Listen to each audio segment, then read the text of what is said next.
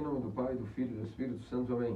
Queridos amados cristãos ortodoxos, hoje nós celebramos esse domingo de São Mateus, no qual, entre várias coisas, nosso Senhor Deus Salvador Jesus Cristo nos ensinou, queremos nos atentar especificamente a uma frase. Nosso Senhor falou várias coisas, ensinou várias coisas sobre o modo de vida, mas especificamente esse ano vamos nos focar nessa frase: a lâmpada do teu corpo é o olho. E entender o que é que nosso Senhor Deus Salvador Jesus Cristo quer nos dizer a respeito disso, que a lâmpada do corpo seria o olho. Então nós temos que entender que no mundo material, assim como existe a luz do sol, e nós temos também nossos olhos que são sensíveis a essa luz do sol, a essa luz física, também existe uma luz espiritual, e também existe um olho espiritual, o qual pode ou não ser sensível a esta luz. E é por isso que nós precisamos entender bem o que metaforicamente nosso Senhor quer dizer quando diz: a lâmpada do teu corpo é o olho. Se o teu olho estiver são, todo o teu corpo ficará iluminado e também sadio. Mas se o teu olho estiver doente, todo o teu corpo estará em trevas e todo o teu corpo estará doente. O que será que significa esse corpo? O que é justamente este olho que é uma lâmpada de nosso corpo? Então, nossos santos padres nos explicam a respeito de que é diferente de todos os animais, diferente de toda a criação, essa lâmpada, esse olho que nós ganhamos quando Deus nos criou, é o dom mais precioso que Deus nos deu. É o que nos diferencia das outras demais criações. É o que nos diferencia dos animais até. Os animais também têm olhos, mas não têm este olho que é uma lâmpada para seus corpos. Esse olho, meus amados cristãos ortodoxos, nosso visitante, Dr. Luiz, de Campo Grande, e os demais cristãos ortodoxos que nos escutam e nos ouvem, é muito necessário que entendamos o que nossos santos padres explicaram-nos a respeito desta lâmpada, que deste olho que é a lâmpada do corpo. E isso, traduzindo para o português, seria o que nós chamamos de mente. Do grego, chama-se-á nous. Ou nous, alguns pronunciam nous, não é? Então, o que acontece? Esta mente que Deus nos deu, quando Adão foi sendo criado do barro, gradativamente, Deus foi modelando ele e fabricou a sua existência. Fabricou um corpo para ele. Mas chegou o momento que Deus insuflou, soprou dentro de Adão a mente. Aquilo que Deus também tem, deu também à sua criação mais amada, o homem. Porque Deus é o princípio motor racional e a mente número 1, a primeira das mentes que foi Deus. Não existia nenhuma outra mente a não ser Deus, Pai, Filho e Espírito Santo, Santíssima Trindade. E antes da criação, obviamente, não existia nenhuma mente. A mente número 1 chama-se Deus. Mas quando ele criou toda a natureza, não deu a esses animais, aos vegetais, aos répteis, às aves, não deu uma mente. Deu um corpo e uma existência. Mas a Adão, além do corpo e da existência formado do barro, chegou uma hora que soprou nele uma mente. E o que é a mente? A mente, nós temos que diferenciar do que é razão e intelecto. A mente, ela é um órgão, que aqui nosso Senhor Jesus chamou de olho. O olho da alma. Assim como o corpo, para poder se guiar no mundo visível, tem um olho para poder ver a luz do sol e não tropeçar, e viver com o sentido da visão, nós também temos o sentido espiritual da alma. E o olho da alma chama-se a mente. E a mente, ela foi dada por Deus a Adão para que Adão pudesse se comunicar com Deus. Não dependente de linguagem, de frases, de cartas, porque quando nós amamos alguém, nós não precisamos nos comunicar nem mesmo por palavras.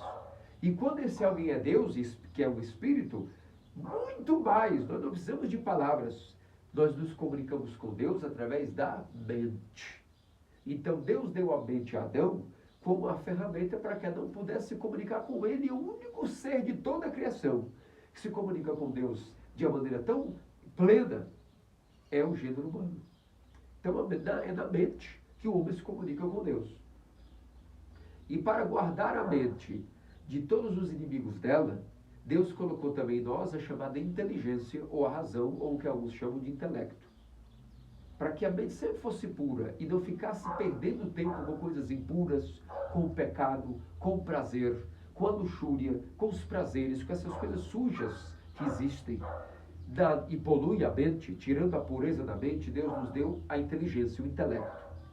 O intelecto, a inteligência, o raciocínio, a capacidade de raciocinar, a chamada volição do pensamento, ele só existe para ser uma sentinela, um guarda, para que dentro da mente não entrasse nada que impedisse ela estar brilhando tanto ao ponto de ser tão pura que a imagem de Deus refletisse nela. Porque quando se diz que Deus criou o homem à imagem e semelhança, significa isso. Ele, sendo mente, deu uma mente a Adão. Sendo Adão, portanto, imagem e semelhança de Deus.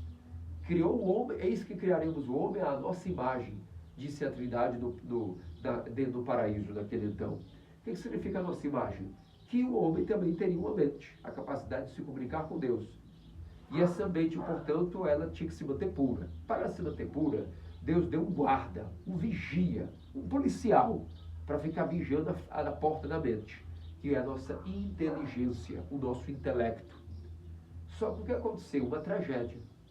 Quando Adão foi seduzido pelo pecado, essa sentinela, esse policial, esse guarda, que deveria guardar a mente, se fragmentou, se dividiu, se espatifou e começou a vagar por vários assuntos que ele não deveria. Porque a inteligência foi criada por uma só coisa, para proteger a mente. E a mente foi criada só uma coisa, para se comunicar e se encher do amor de Deus nela. Porque dentro de nossa alma, nossos santos padres nos explicam que a mente é como se fosse um rei que ocupa o palácio. Quem seria esse rei? A mente. Que palácio é? O coração. Então, a mente sentando no trono, dentro do palácio do coração, ali Deus havia projetado e planejado que ela se enchesse de amor.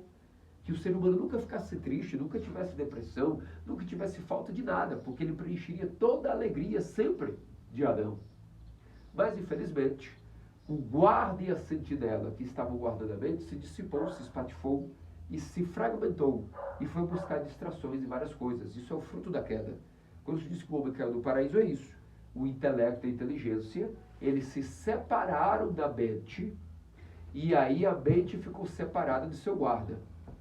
Quando a mente está separada de seu guarda, o guarda passa a estar vagando por vários locais, por várias regiões, para lá e para colar, e a mente perdeu aquele que a vigiava, que a protegia. Então passou a entrar, é como se fosse assim, imaginemos que nós contratamos um vigia para guardar a nossa casa contra os nossos inimigos. Aí nós chegamos um belo dia e vemos que esse segurança, esse policial, ele não só está fazendo amizade com esses nossos inimigos, como até dialoga com ele, se comunica com ele, brinca com ele, come com ele. O que significa? Não vai demorar muito, ele vai permitir que esses inimigos entrem em nossa casa. Foi o que aconteceu na queda de Adão.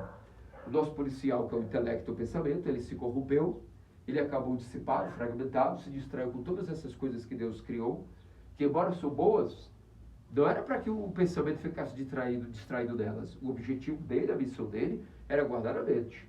E a mente agora, então, foi arruinada. Arruinada porque dentro da mente começaram a entrar as impurezas, os pensamentos maus, o pecado, o amor pelo prazer, todo tipo de impurezas, e a mente tornou-se impura. É por isso que foi dito que, de uma só palavra, se o teu olho é sadio, todo o teu corpo é sadio. Em outras palavras, se o teu olho, se a tua mente está sadia, toda a tua alma também estará sadia. Mas se a tua mente está impura, toda a tua alma também estará impura.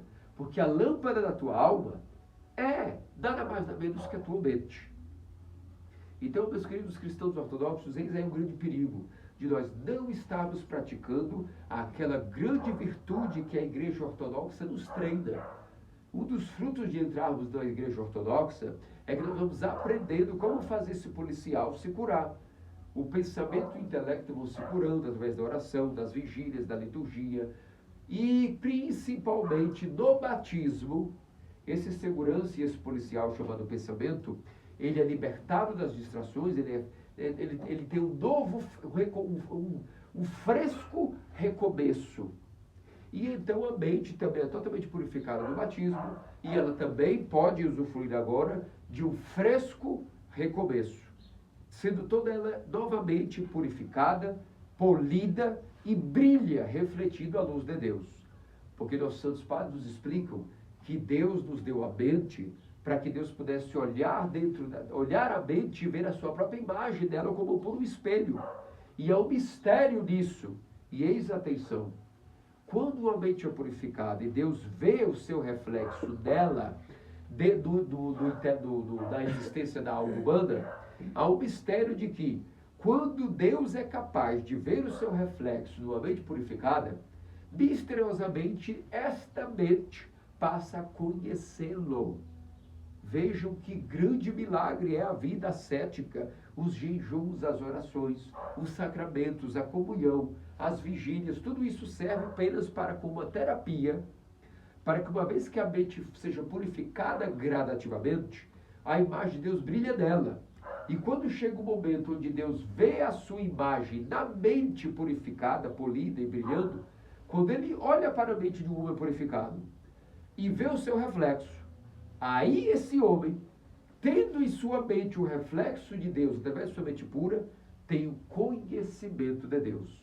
Novamente, quando Deus vê o seu reflexo na mente purificada, essa mesma mente passa a ter o conhecimento de Deus. É um mistério que nós não podemos explicar, mas que nossos santos padres nos garantem. Nesse domingo de hoje, é nisso que nós temos que nos atentar.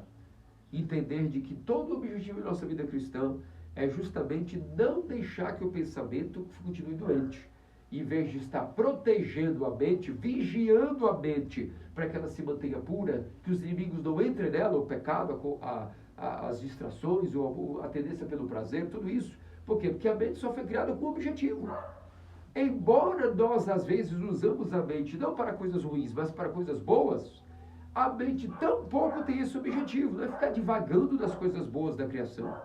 E para isso tem o pensamento e o intelecto, para estar sempre vigiando por ela e dizendo para ela, veja, ó mente, né, ó luz, continue apenas purificando-te e colocando-te para ser imagem, para ser o reflexo da imagem de teu Criador.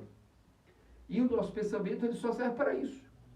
O que o demônio faz? Ele pega oferece coisas a esse policial, a esse sentinela, esse guarda, esse vigia, e leva ele para passear em toda uma série de coisas que na verdade nem existem, nem fazem sentido. Porque a única coisa que existe quando Deus criou o homem foi para que o pensamento guardasse a mente, para que a mente pura pudesse ser o reflexo de Deus. E quando ele refletisse Deus em seu reflexo, em seu brilho, em seu esplendor, e totalmente iluminado e refletido, brilhando com o reflexo da luz incriada, a luz do Tabor, a luz da transfiguração, então essa mente pudesse ter o conhecimento de Deus. Pensamos, portanto, aos nossos santos teófilos padres, hoje Anágiros, Cosme e Damião, de Roma, que hoje celebramos, para que eles que foram anágiros, que curavam de graça, o que receberam de graça, os dons das curas davam de graça, que esses médicos anargiros intercedam por nós junto a Deus, para que nós tenhamos a cura de nosso intelecto e, porventura, a purificação de nossa mente e o perdão de nossos pecados. Disso, pelas intenções de Suprema Mãe Nossa Senhora Ortodoxa Virgem Maria, nosso Cristo, nosso Deus Salvador, possa fazer-nos dignos, hoje e para todo sempre. Amém. Digamos todos com toda nossa alma e com toda nossa mente, digamos.